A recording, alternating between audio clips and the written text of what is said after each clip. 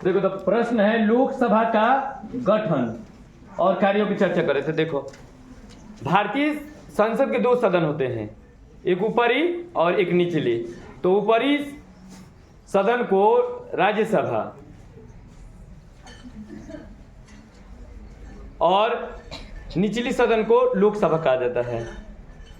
तो ये वर्तमान में भारतीय लोकसभा में 545 कुल सदस्यों की संख्या है। कुल सदस्यों की संख्या 545 है। तो ये जिसमें से 543 जनता द्वारा चुने जाते हैं और 2 मनोनीत होते हैं जो राष्ट्रपति चुनता है। इस तरह कुल 545। लोकसभा का गठन इसके सदस्यों द्वारा होता है। लोकसभा के सदस्यों द्वारा ही लोकसभा का गठन होता है। ठीक है। इसके सदस्यों की न्यूनतम आयु 25 वर्ष होती है। ठीक है जी। तो कभी कभी ना प्रश्न बन के ये आ जाता है कि जैसे कि लोकसभा में कुल सदस्यों की संख्या कितनी है, तो 545 और लोकसभा में निर्वाचित सदस्यों की संख्या कितनी होती है, तो 543 जो जनता द्वारा निर्वाचित होते हैं और 2 तो राष्ट्रपति चुन देता है। तो इन सदस्यों को सांसद कहा जाता है। सांसद तो जी सांसद कहा जाता है। इनका कार्यकाल 5 वर्ष का होता है।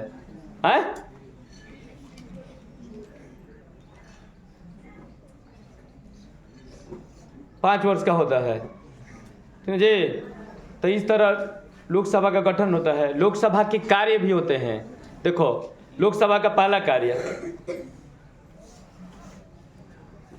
लोकसभा के सदस्य तो जी अपने बहुमत द्वारा प्रधानमंत्री का गठन करते हैं जिसकी नियुक्ति राष्ट्रपति करता है।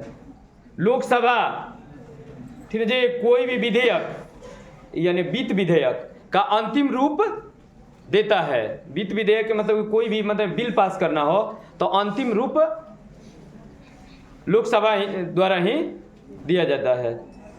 इसके अलावा तीसरा कार्य इनका ये है कि राष्ट्रपति और उपराष्ट्रपति के निर्वाचन में भाग लेना, यानी कि इनके मतों द्वारा भी राष्ट्रपति और उपराष्ट्रपति पद का चुनाव होता है।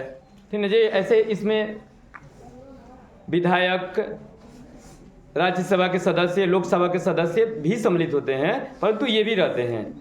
ठीक ना।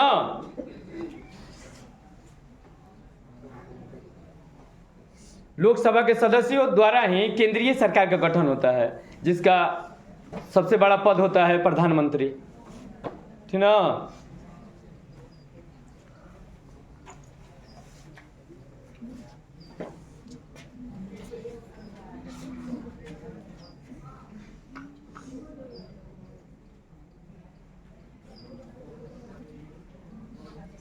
अब देखो कोई भी कल्याणकारी योजना हो जो लोगों के कल्याण के लिए होती है वो लोकसभा द्वारा ही पारित की जाती है। ठीक है जी।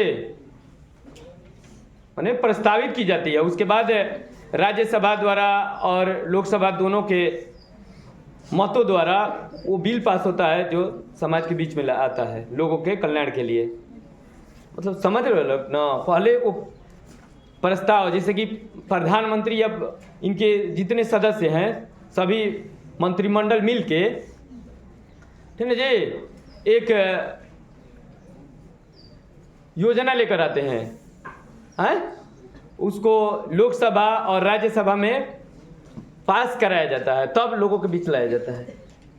समझ में आया ना। लेकिन इस शुरुआत लोकसभा के सदस्य माने लोकसभा ही द्वारा होती है। समझ में तुम लोग आ रहे हैं ना। इसका मतलब ये हुआ ना कि ये लोग शुरुआत करते हैं।